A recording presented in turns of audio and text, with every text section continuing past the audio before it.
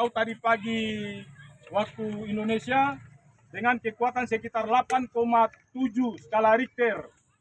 Itu berdasarkan hasil peta dari pusat gempa dunia. Sesungguhnya kami Indonesia ini hampir tidak dapat efeknya, hampir tidak dapat.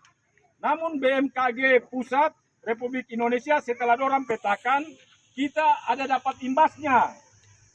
Kita di Indonesia dapat imbasnya yaitu di Provinsi Sulawesi Utara, Provinsi Maluku Utara, terutama di Kabupaten Halmahera Utara, terus Provinsi Papua dan Papua Barat.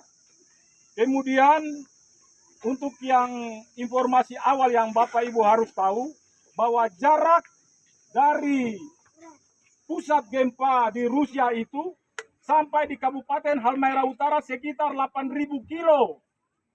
8.000 kilometer. Itu sangat jauh. Nah, tadi sekitar jam 2 kita pantau di alat deteksi gempa kita di kantor, ada beberapa daerah yang sudah terdampak gelombang tsunami. Di Jepang ada beberapa daerah, gelombang tsunami itu dia tinggi cuma 40 cm. 40 cm. Begini kapal, 40 cm. Kita di Indonesia, di Kabupaten Halmahera Utara, kita diprediksi dengan status waspada. Artinya gelombang tsunami yang datang tiba di Halmahera Utara di bawah 50 cm. Di bawah 50 cm. Tadi sekitar jam 3 sore, alat deteksi di pelabuhan Beo di Kabupaten Talaut berbunyi. Namun lautannya seperti biasa saja. Lautannya seperti biasa, seperti gelombang biasa saja. Itu yang di Talaut.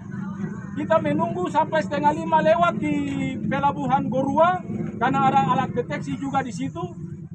Sampai kita kembali ke sini, datang ke sini, itu tidak ada alat yang bunyi. Itu tidak ada alat yang bunyi. Padahal itu pakai sensor, pakai sensornya. Jadi kemungkinan besar pun kalau tiba di sini, itu dia punya ketinggian gelombangnya sangat kecil. Beberapa daerah di Jepang yang sudah terdampak, ada yang cuma 10 cm, ada yang cuma 20 cm. Ya cuma begini, ya cuma begini.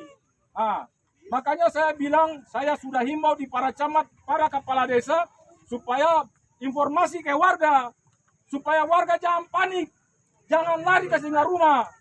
Apalagi rumah yang di pesisir pantai langsung gunung, ya tinggal naik ke gunung, dekat-dekat saja, tak perlu lari jauh-jauh. Saya bingung kok dari Gosonga sampai naik ke sini. Itu, jadi yang ada di pesisir. Tadi kita zoom sama BMKG dan BNPB, itu jarak kalau boleh amankan sekitar 1 kilometer. Ini saja seberapa kilo dari pantai sampai sini.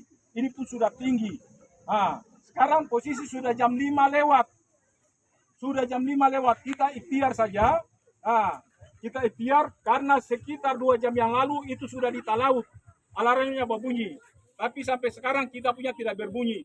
Kemungkinan besar kita tidak terdampak di sini. Kemungkinan besar.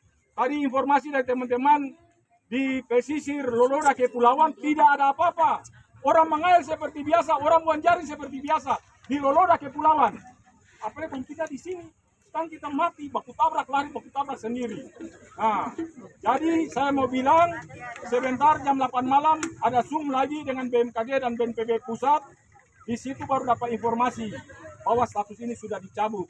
Tapi dengan kondisi yang ada sekarang ini, saya bisa bilang dan saya bisa pastikan bahwa kondisi aman. Bapak Ibu silakan balik ke rumah masing-masing. Ya, tadi sudah sampaikan juga lewat camat dan lewat kades. Berarti hal ini tidak tersampaikan di Bapak Ibu. Tolong dengar informasi sumber yang resmi. Beberapa video yang beredar itu hoax. Itu yang dengan helikopter yang orang Indonesia bicara. Itu yang bilang kalau tsunami itu beberapa tahun yang lalu. Jadi kalau dapat informasi ini cek betul kata rada. Jadi demikian, saya sama-sama Pak Kapolres, sama-sama Pak Dandim, orang tetap ikuti hal-hal ini terus. Memang ini dari perhatian pusat ya, perhatian pusat. Tapi orang minta warga tetap aman, waspada, dan terutama dengan informasi dari sumber yang terpercaya. Lepas ini Bapak Ibu bisa kembali ke rumah masing-masing. Siap. Terima kasih. Selamat sore.